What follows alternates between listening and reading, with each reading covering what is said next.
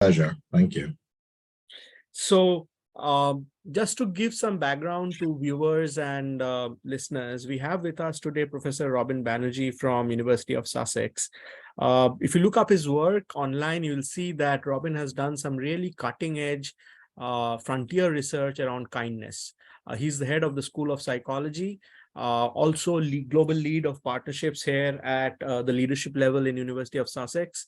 And most importantly, I think he is a very empathetic person. If you chat with him informally, he's caring and thinking about students and what's happening to the world all the time. So it's really a big pleasure, Robin, to have you today.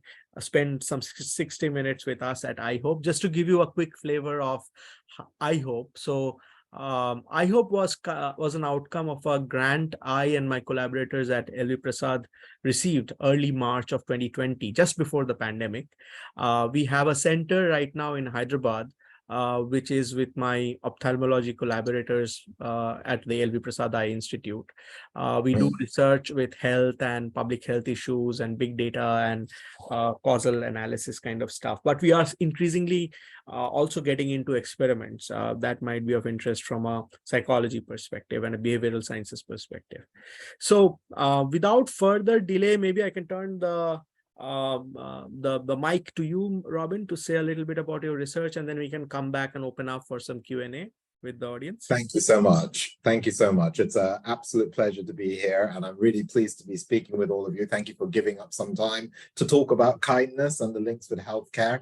I will try and give some insights from the research that we've been doing, and hopefully it'll be really interesting and useful for you. I'm looking forward to the discussion afterwards. So I think I'll speak for probably about half an hour, and then we'll have plenty of time for questions afterwards. And I can just see this. You can put questions into the chat. If anything's unclear at any time, frankly, just shout, and I'll be happy to answer any questions as well. Okay, so let me get a PowerPoint and share my screen. And Chirantan, maybe you can tell me if you can see it. Sure. Yep.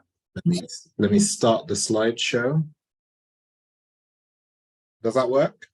Perfect. It's perfect. Okay. Yeah. That's really good. Okay, so see, for some reason my screen is showing properly. Does that work? You can see everything?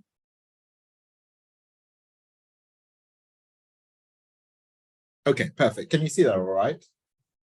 All good? All good, all good. Go ahead, Robin. All right, perfect. Thank you very much. So I'm going to be talking about kindness and well-being and thinking about how this relates to health. And the way that I want to present this is really about how we can situate health within a socio-relational context. I do come from a psychology background. I'm a developmental psychologist by training. So my research is focused on the social and emotional development of children and young people. And social relationships are a crucial foundation for understanding the development of young people. And I think the same applies when you scale it up to think about health in a broader context. So just to give you a little bit of a kind of a context for how we're doing this work, I founded this research center, the Sussex Center for Research on Kindness, in the last few years, and it's been revamped and redeveloped and relaunched actually this year. We have a new director of the center, Gillian Sandstrom, who's a wonderful social psychologist. Really delighted to have her join us. But I'm still very much involved. And the key focus here is bringing together researchers across a wide range of disciplines, coming together to understand the nature of kindness, which is a topic which is growing in interest in terms of the academic literature, but really is still, I think, in its infancy. So this is really an opportunity to develop the field, really in quite a novel way, and to illuminate the way in which kindness impacts on our lives and makes a difference to communities, makes a difference to individuals. And hopefully what I've got to say today will persuade you that this is worthy of attention. Okay, so let me give you a little bit of a background in terms of my own area of work, where I've been coming from. big focus for me, of course, as a head of psychology, is mental health and psychological well-being. And that's been a dominant focus, especially for my research into the social and emotional development of children and adolescents. And I've done work with children from early years, preschool, all the way through secondary school, into college and university and beyond. Of course, the developmental process continues right through the lifespan. But one of the really interesting things about this is the importance of putting mental health and well-being into a social relational context. Very often, we fall into a kind of a trap of thinking about health and mental health in particular as just a property of the person, that it resides inside the individual. When in fact, we all know, when you sit down to think about it and you look at the evidence, we all know that health is not just an individual in isolation. It's about the connections between people. Everybody is embedded in a social ecology of relationships, and we need to understand that social ecology. We need to understand the network of relationships. In many ways, the unit of analysis really shouldn't just be the individual, whether it's a child, a young person, adult, teenager, whoever. It shouldn't just be that child or young person or adult in isolation. It's that person within a network of relationships. If we don't understand the network of relationships, we don't really understand the health of that person. Now, one of the really interesting things is that this is part of a really complex, holistic picture of the individual's functioning. And one of the things that I encounter a lot, because I work with children and young people, particularly in the education space, is that this stuff on the bottom of the screen here, you can see, right, motivation and engagement and achievement outcomes, is very often seen as quite separate. That, you know, in schools, the core business is academic achievement and performance on exams and assessments and things like that. And this stuff on the top, mental health and well-being and social relationships, is seen as somewhere different. Yes, it's important for schools to pay attention to it, but it's seen as a different task. And I get that. It makes sense in some ways, because they're not the same thing. And yet there's something quite dangerous about separating out health and well-being and relationships from what might be regarded as a core business of school, because actually these things are all so intimately related to each other. If we want to understand people's productivity, if we want to understand their motivation to achieve, if we want to understand their engagement with the curriculum in a school or a university, we really need to understand the mental health and well-being and social relationships, because of course, all of our learning, all of our achievements, all of our productivity takes place in a social context. Social relationships are the key. And because we know that social relationships are so connected with mental health and well-being, we really need to look at all of these things together. And you know, it's funny, when I work in schools, sometimes I get the reaction from people, yeah, I know what you're doing is really important. Of course, we need to look after the mental health of children and young people. That's very important. But as Wasi just said to me, but I don't have time for all this feeling stuff. You know, I don't have time to be thinking about mental health and feelings. I've got to teach my physics syllabus or my history syllabus.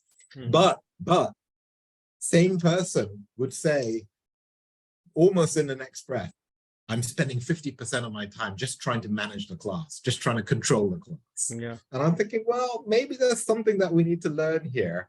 Actually, we need to take a holistic view and recognize that health isn't just an extra issue for a small number of people who've got problems. The answer is not always fix the child, identify who's got problems and then fix that person.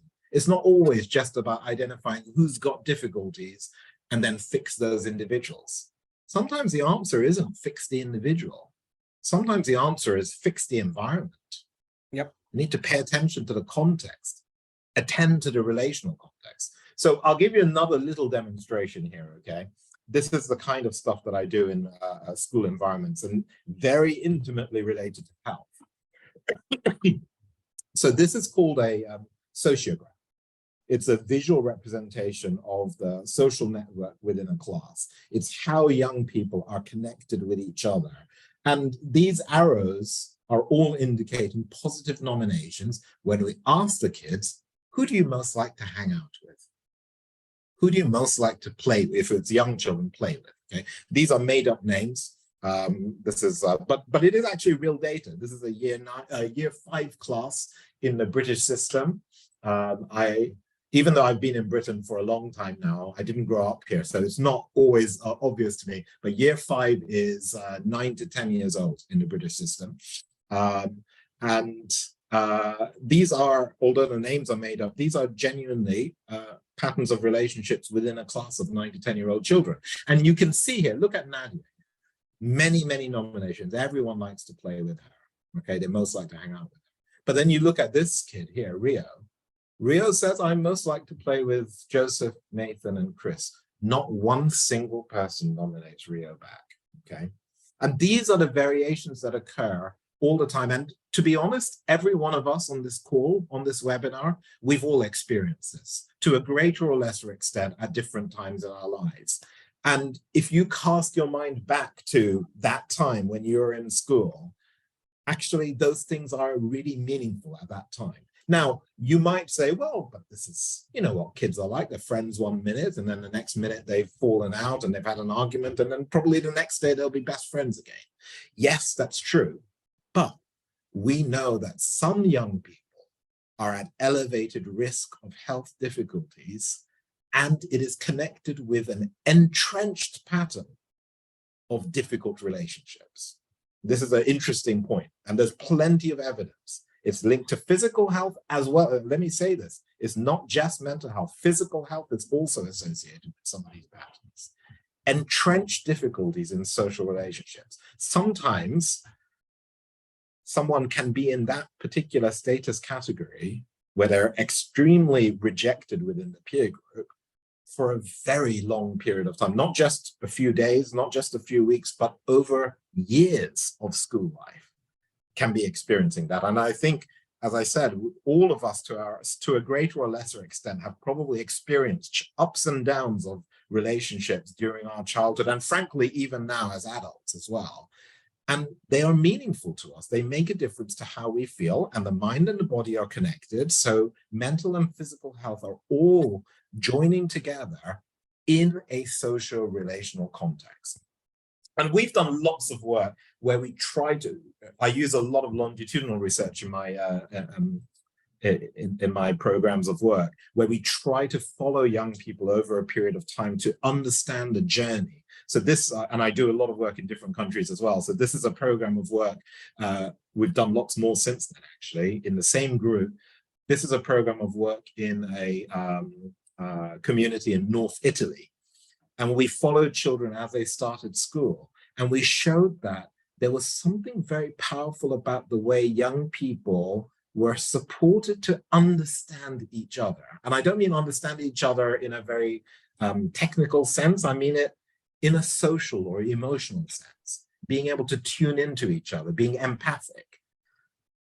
Some children, even from, I think we started with this sample at 5 years old, but in other studies, we've done it with children from 2 years old, or already 2 years old. There's a difference in some children in terms of how well they can tap into each other's emotions, understand what someone is thinking, understand that the way you see the world is different from the way I see the world, right? All of that is developing early on in children's lives, and it's rooted in the social environment. It's rooted in what's happening in the family, it's rooted in what's happening in the school. And those differences in social understanding, you see, this is what they do. Get the last one. Differences in social understanding at the age of 5 make a difference to this. This is independently rated by teachers. And I know I'm talking about much younger children. I know many of you probably might not even be working with children, but I think this is something very important about understanding human development. That social understanding is so critical for building relationships, and it operates in such a way that it fosters kindness, pro-social behavior towards others. This is independently rated by teachers. We assess this in lab tasks. This was the teachers rating the children's behavior, okay, independently. And again, independently of all of that, we follow the children. So this is over a 3-year period. We followed children. Where do they end up? We went back to the sociogram and looked at where they ended up in terms of their relationships. And guess what? You find that the kindness, the pro-social behavior is associated with lower levels of peer rejection, higher levels of peer acceptance. So you can see how it all begins to fit together. And it gives you an impetus for then thinking, right, what can we do about this? Well, that's where this work on kindness started for me. I had been doing this kind of work on social and emotional development for some time, and I started to think at a much broader level about what does kindness look like in children's lives? What does kindness look like in all of our lives? How do we create a context which fosters the kindness, which is the glue for relationships, which is the foundation of our mental health and well-being, and maybe physical health as well, which in turn fosters productivity and achievement. Right? That's the journey that I'm trying to pursue now. And let me just say, there is some work on kindness, which psychologists have been doing, but it's really a growing area. There's been so much more work in the last 10 years, building on work that people had done previously around empathy and social connection and so on. But now we're really beginning to get hold of this topic. What I wanted to say in this slide was just this last point, that kindness is not just about the behavior, it's also the motivation to care for others, to have some attention to others' welfare, and to be compassionate towards it. And one of the things here that I think is a challenge for all of us, if we think about public policy, how do we nurture kindness for everybody, whether it's a family or a school or healthcare users, service users, whoever, how do we nurture it? It can't just be about the behavior. It's about a culture, how we connect with each other, how we support each other. And by the way, I do feel we have a lot to learn from young people. And this was a study a couple of years ago. One of my PhD students, Jess Cogney, did a lovely study where she just talked with adolescents about kindness. And I was actually skeptical. I thought, 14, 15-year-olds, are they going to even respond to this? We'd done quite a lot of work on mental health in schools already by that time. I thought, are they even going to be interested in this? I was really amazed. The teenagers were very receptive.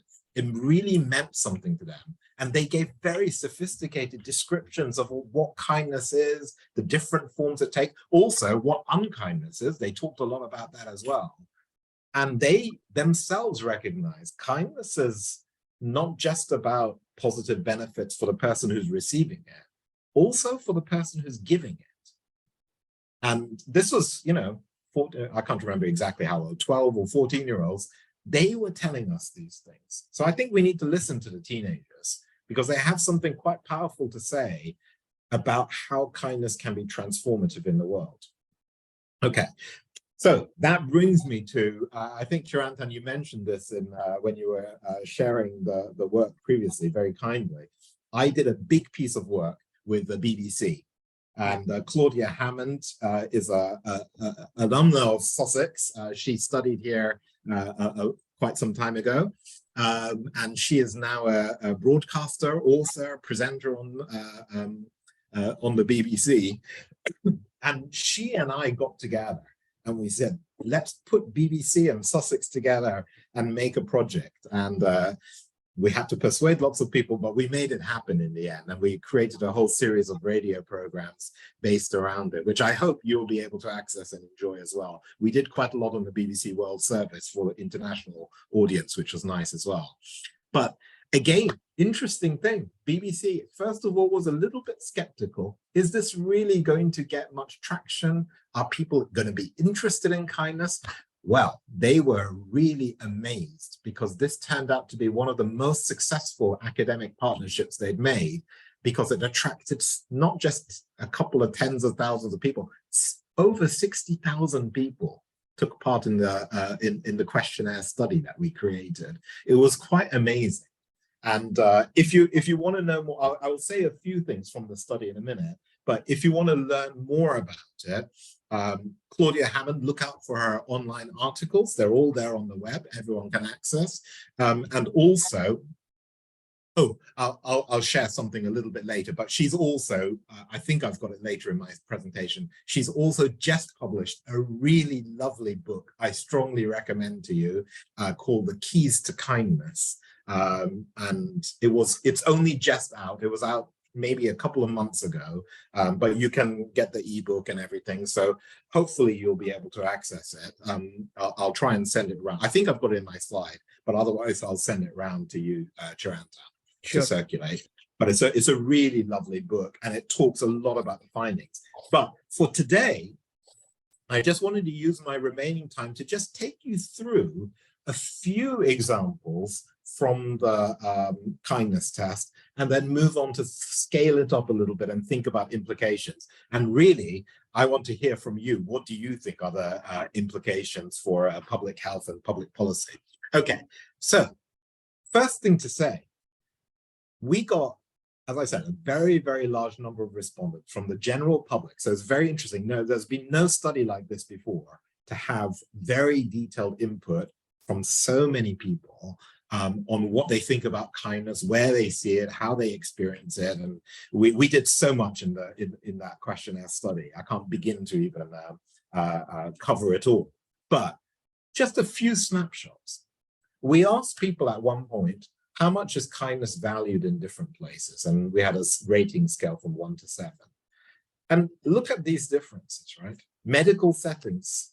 As I imagine this will not be a surprise to you, because medical settings are all about caring for people, but really encouraging to see that medical settings are right there at the top. Of course, people felt that it was most valued at home with their loved ones. Of course, that makes sense. But the next place where people felt that kindness is most valued is in medical settings. And I want to ask you, as colleagues who are working in this sector, how true do you think that is in terms of your experience? And perhaps it's not so much about how true is it as a general picture.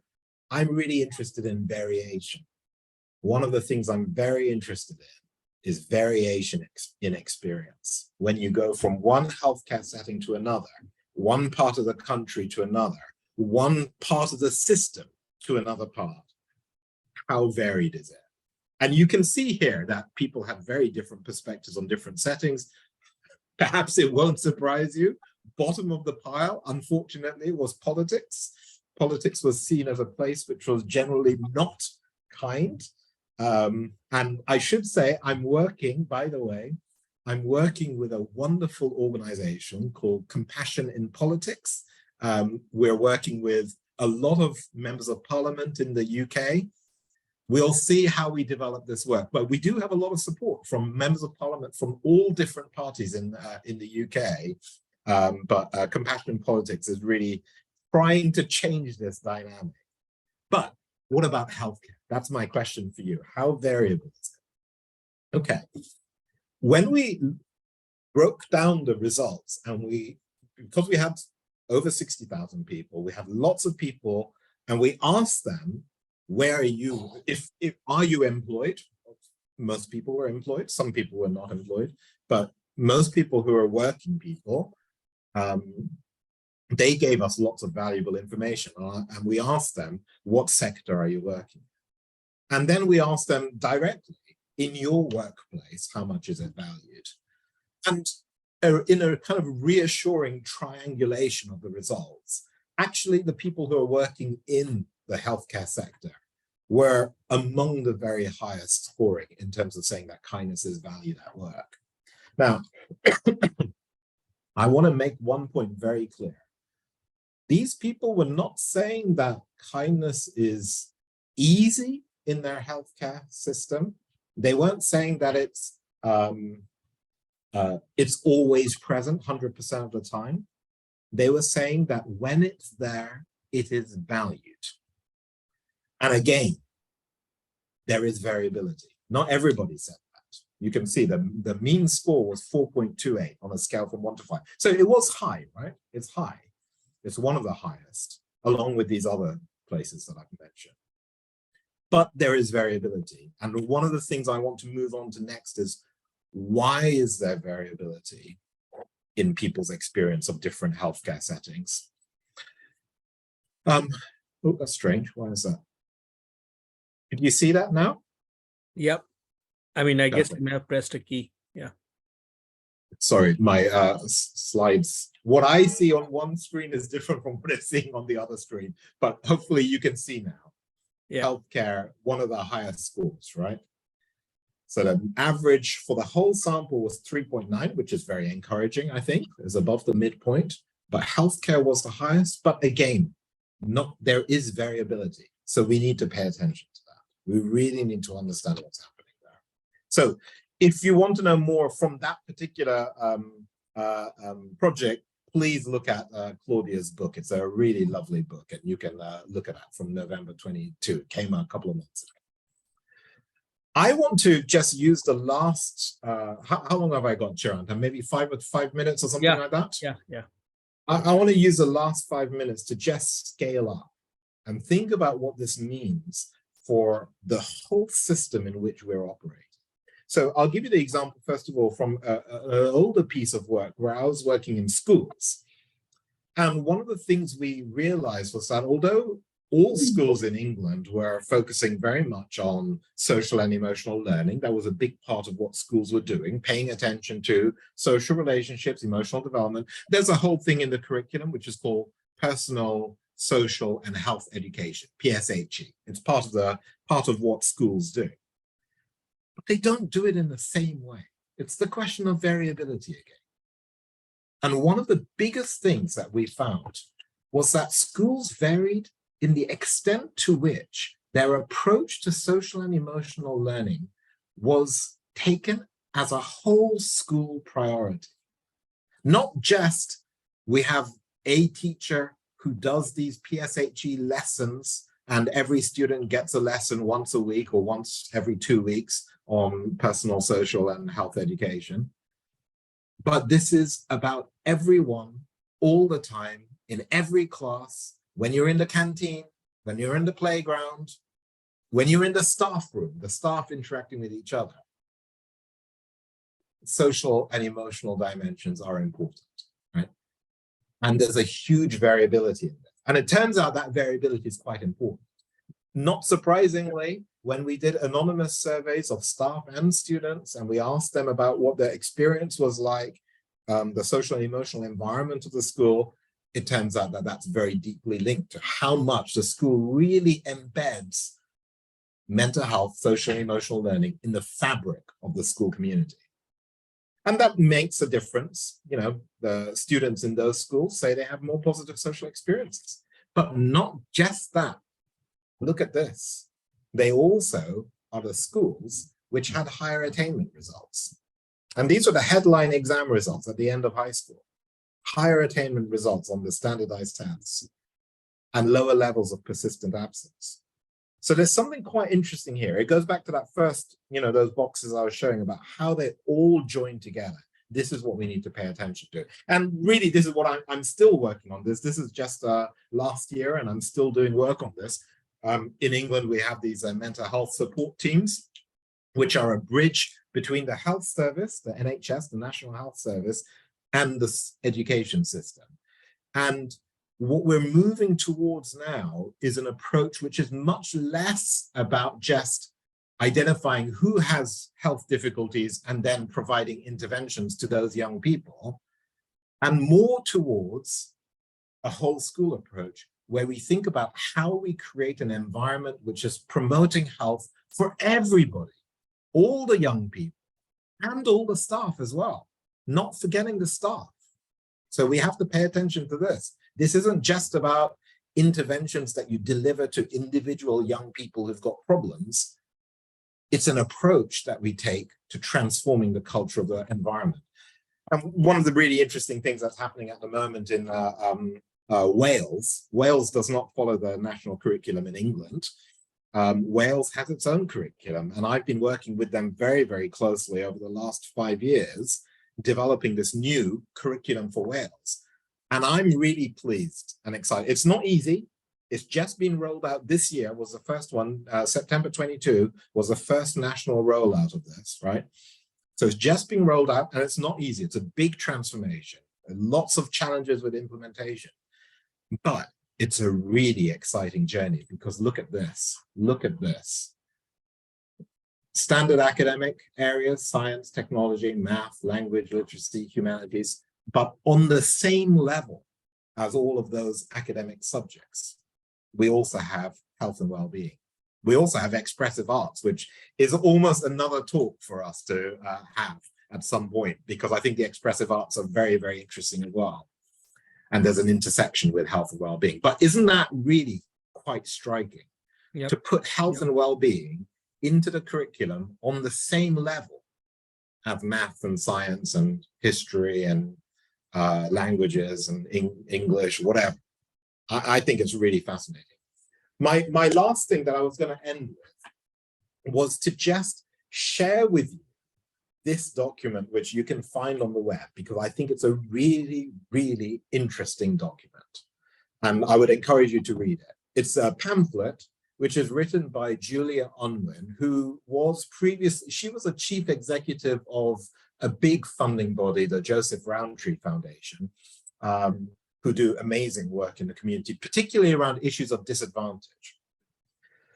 But she retired from that, but she then did a really interesting piece of work. And I've spoken with her about it. I think it's a really splendid piece of work. And it's, you know, it's not the definitive conclusion. She is shining a light on what she considered to be, as it's written here, the blind spot in public policy. She said, we are blind to this in public policy. And what have we been blind to? She said, it's kindness and emotions and human relationships. That's very often what we're blind to in public policy. And I really like this. This is my last slide, okay? I think this is a really interesting idea. So this is one of the graphics that you'll see in her pamphlet. I mean, it's written very, very persuasively, I think. What she says, and to me, this really echoes, to me, this really fits with everything I've seen in the education system, and I think also everything we see in the healthcare system. She says that very often, especially as organizations become quite complex and become quite operationally challenging, we end up focusing on a kind of a vocabulary or lexicon which is built with a kind of a relational architecture. The opposite, this side, a rational architecture. This becomes the overriding focus. We want to be balanced, fair, safe, transparent, policies which achieve all of our goals, but also meet our value for money requirements, good scrutiny and monitoring, good data, accountability, and so on. But there's a downside. We lose sight of the human being in this. We have maybe in an ideal world, we've got a perfect system with all the policies laid out, everything is written very clear, everyone is treated equally, it's very fair, but somehow the human being is lost in that. And she made a really interesting analysis and said, well, maybe we need to be thinking about a different vocabulary, a different kind of architecture. And that's a relation, which is based around connection, understanding the individual, a hopeful approach, thinking about personal change, well-being, intuition, warmth, desire, friendship, all of those things. But she very rightly points out that there's really big concerns there as well. Because, for example, if you're operating on the basis of intuition, okay, that's fine. If you're operating on the basis of relationships, okay, that's fine. But are you really going to be balanced then?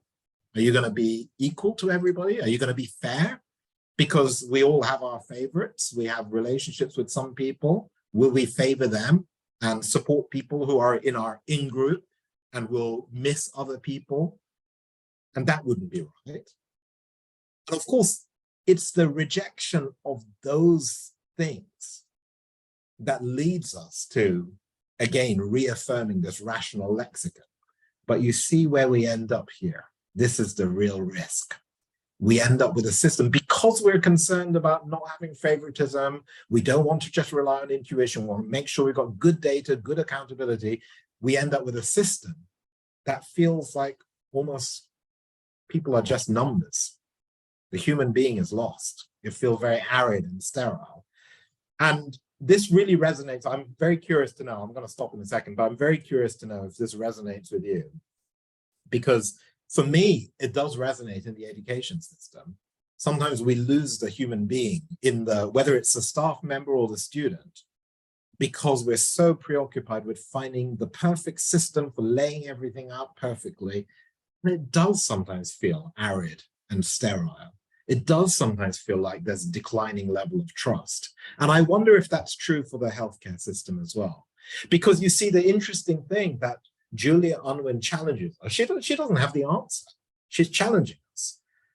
The challenge she gives in this pamphlet is, maybe instead of seeing these as binary options, where you're either using the rational lexicon or the relational lexicon, maybe the answer is that we need to be bilingual. We need to find a way to speak with the rational lexicon and the relational lexicon. It's not either or, it's both and. And that, to me, really resonates as a challenge for the future. It fits with what I've been seeing in my research in schools and education. It fits with what my experience is in higher education. And I think it probably fits with a lot of other sectors as well. So I'm very curious to know your opinion, but I'll stop talking now. I hope that was interesting and maybe gave you some insights, and I'll look forward to our discussion and happy to answer any question. Thank you very much. Thank you so much, Robin. This was a fascinating talk. We have a couple of questions on the chat window. One is on the instrument that you may have used in some of your past studies, and the other is whether there's a reference to kindness research in India. And to that, my recommendation is, well, we have Robin with us. We need to get him to India and do work with contexts like that. That would be wonderful. I would love to do that. Yeah. But Robin, more broadly speaking, there's one question I wanted to start with, and maybe there would be others who can raise hands and ask questions. Is kindness genetic? That's something that I have been pondering. I just feel that the way you talk about kindness and public policy, right? This last slide, when you see hate crime on the streets of the global north and global south, gun crimes in the US, and like anti-minority crimes in down in South Asia, you start wondering, like, why are people being so unkind in a world where actually we are going to be supportive of each other in tough times, which would have made the world a better place. So could it be connected to the nature versus nurture conversation is something that I wanted to ask you. It absolutely could. Absolutely could. I would say that you know, the classic answer applies here, which is that also is not a binary. It shouldn't be nature or nurture. It's the two working in interaction with each other, and that's what we need to pay attention to. I have no doubt that there is a genetic contribution, individual differences in kindness. There are almost certainly heritable characteristics. Sorry, I'm getting some feedback from someone. I'm not sure. Yeah, please mute your windows, please. There's a lot of background noise. Thanks. Hello. I'm not sure who it is. It's fine. If you get the chance to hear this, then hopefully you can mute in a second. Yeah, it's better now. Okay. Go ahead. Perfect. So yeah, absolutely. I'm sure there's a genetic contribution. We know there are temperamental differences from the very beginning, from infancy, in terms of social connections, how young people interact with each other, how babies interact with each other when they're first making their foray into peer relationships. Already from a young age, you see differences, and some of those are temperamental in origin, and there's a heritable quality there. But I have absolutely no doubt that the social environment is also playing a very, very significant role. And we need to understand what's going on in the family, what's going on within the school, and frankly, what's going on in the community as well, the wider community. And every workplace also has a role to play as well in terms of influencing the experience of the staff, who then influence the experience of the service users. And it's a, you know, it's like a, what's the word I'm looking for? It's like a reciprocal effect, right? Different people are getting involved in a particular social context and influencing each other. And that can sometimes drive, in a very positive way, a virtuous cycle of kindness with a, I'm not sure if you've come across this phrase, but, you know, this pay it forward idea, you know, one person is kind to another person, and that person is in turn then in a state to be more kind to other people. And so you get this virtuous cycle of kindness and positive well-being. But you can also get the opposite, a vicious cycle of negativity and unkindness, where the stress that's being experienced by staff members is passed on to all the different service users and other people, visitors who come in, who in turn then repeat that negative behavior or, amplify it. So that's a real concern. Thanks. So there are two other questions on the chat window, and I'm sure there are. I'm sure this could get really long. But Dr. Muthuraja has a raised hand. So Dr. Muthuraja, do you want to voice your questions? Yeah, I have only one question. Before asking my question, I must especially thank the speaker for making a very, very holistic presentation to the audience. Thank you so much. Yeah, thank you. My question is, in reality, the word kindness, the behavior kindness become a commodity, become a profiteering, become a commercial one. How do we deal with it? How we can deal kindness by way of avoiding a commercial product, by way of avoiding a profit linked with the kindness. When we are going for a public policy, when you're going for a global policy attached to kindness, we as a student of economics, we are able to come across a commercial approach with this kindness. How do we solve it? I'm sorry for asking this question because it's more sensitive question with the youngsters. Thank you. No, first of all, thank you for your very kind comments, but also a really, really good question. And, you know, I don't have the answer to this one. This is a big challenge for us to work out together. I've often had people saying, one of the interesting and challenging things about kindness is that it's often quite quiet, that it doesn't get very much attention. So if you think about the news in the world at the moment, what gets attention? What is the things that get attention? Well, of course, it's all the terrible things that are happening, all the negative things, the aggression, the violence, the conflicts. And of course, that's natural, that gets attention. And in many ways, that's the right thing. Of course, it should get attention. The problem is that kindness doesn't get a look. People don't pay attention to it. And yet, one of the things that came through when we did that BBC big survey all around the world, people were saying, actually, kindness is everywhere. We just don't pay attention to it. So I suppose the challenge, and as I said, I don't have the answer to your question, but a challenge is, how do we pay attention to kindness, to give it more attention, to shine a light on it without making it a transactional thing, without making it an instrumental thing? And to my mind, the way we have to do that is to value the relationships first of all. First and foremost, it's about the socio-relational context. And we do that. So we're always thinking not about what happens to the individual, but what happens to us, what happens. So it's that collective vision. I think that's what needs to happen. Chirantan, is it all right? I know there are lots of questions, but I fully understand. I'm not asking an answer from you, but we must feel it. You responded well. Thank you. Thank you very much. Chirantan, can I show one? I've got a slide. Yeah. Let me just, sorry, 1 second, because let me see if I can find this slide, because I think you would really enjoy seeing this result. I show you this. Okay. Let me see if I can get this and share my screen. Okay.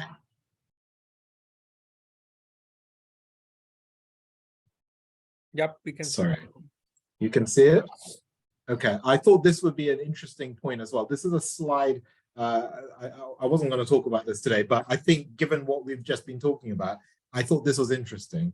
We asked in the BBC study, we asked, has kindness changed? When you look back over your life, has it changed? And you can see most people said actually either stayed the same or declined. Very few people said it increased during their lifetime. But I want to show you this slide because I thought this was really interesting. We asked about COVID-19. What do they think the impact of COVID-19 was? 15% said made people less kind. No change, 19%. Made people more kind, 65.3%. I thought this was really interesting. But yeah, really great, really great. Thank you. But one more ingredient. Look at this. That question was not responded to in the same way around the world. I mean, of course, I can't definitively say why, but I mean, that's a big difference. That UK and North America, both of them Western countries, both of them quite individualistic in terms of orientation, right? That's typically what you would say. Those are Western countries. But UK was 70% people said that people had become more kind. In North America, 36%. So variability is a big question for me. Amazing. Why is there this variability? What makes the difference between one place and another? Robin, this is a good Thank you.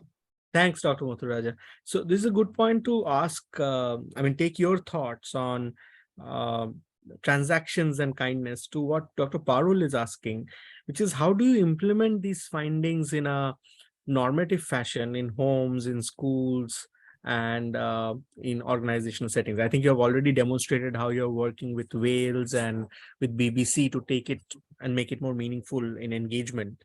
But if you have any other creative thoughts that folks down in South Asia might be doing, that would be nice too. Yeah, that's really good. I mean, of course, I'm biased because I'm a researcher, but I think research is really important. I think this is one of the areas where research can genuinely have a transformative impact because it's giving a kind of a scientific credibility to the whole topic and saying, this is important, everyone. This is something that we need to pay attention to. And I think, you know, there's a lot of attention to health difficulties.